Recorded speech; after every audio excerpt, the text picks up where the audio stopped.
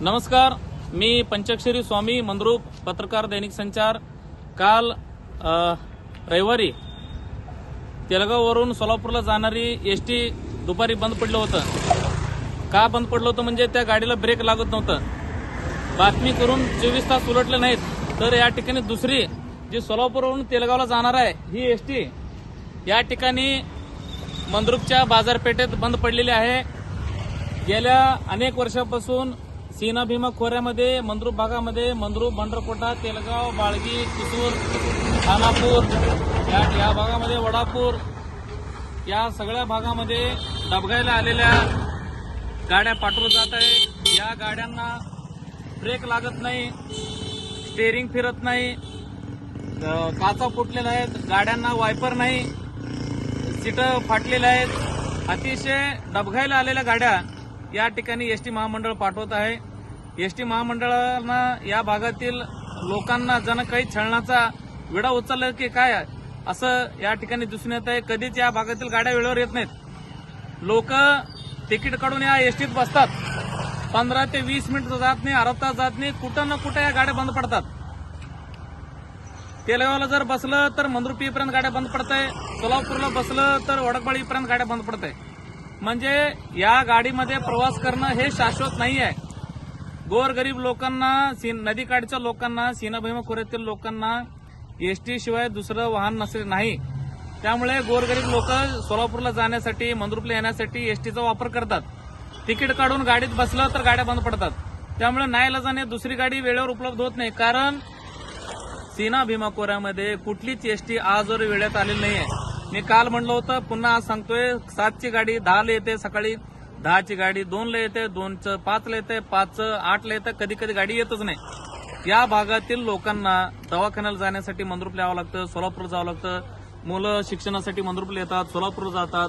अनेक नागरिक विविध कामासाठी, जिल्हा परिषद असू द्या, पंचायत समिती असू द्या, दवाखाना असू द्या, अशा विविध कामासाठी मंद्रुप आणि सोलापूरला ये जा करतात. मात्र गाड्या वेळेवर नसल्यामुळे लोकांचं नियोजन चुकत आहे. विचार करा, धडधडत्या गाड्यांना ब्रेक लागत नाही म्हणजे एसटी महामंडळ कोणाचा जीव धोक्यात घालत आहे? कोणाचा जीव धोक्यात घालत आहे एसटी महामंडळ? लोकांची जीवाची महामंडळाला पर्वा नाही का?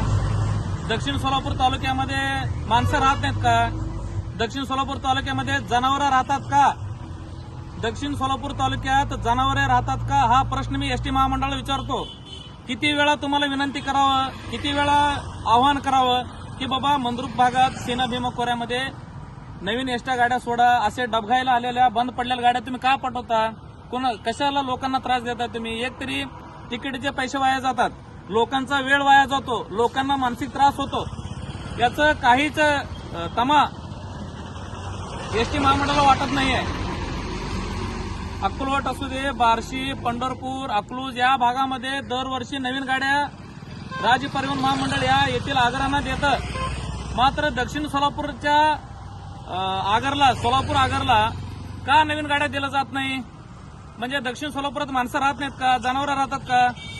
दक्षिण भागातील सीना भीमा काठातील लोक, मुलं उच्च शिक्षणासाठी सोलापूरला येऊ नये का? माणसं असंच कमी शिक्षण शिकावं का मुलांनी या भागातील?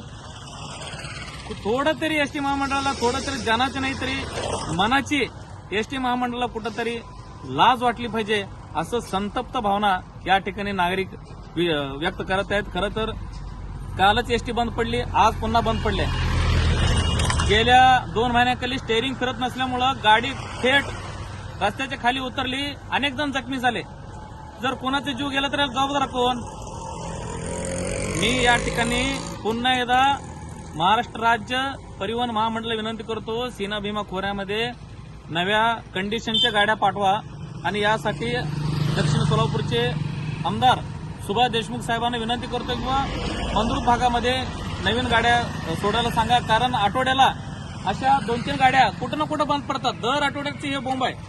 दर आठवड्याला कुठं भांडरकोटची गाडी बंद पडते, कधी तेलवाची बंद पडते, कधी वडापूरची बंद पडते, कधी कुडलची, कधी बळकोटाची, कधी औरादची.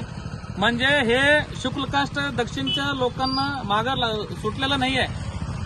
त्यामुळे मी जास्त वेळ घेत नाहीये.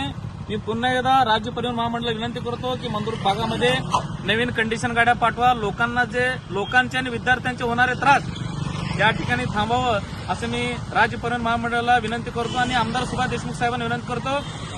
सोलापूर आगारासाठी विशेषतः मंद्रुप भागासाठी किमान 10 नवीन गाड्या आपण राज्य शासनाकडून मंजूर करून आणावं आणि लोकांचे होणारे हाल थांबवावेत असे मी आवाहन करतो. धन्यवाद.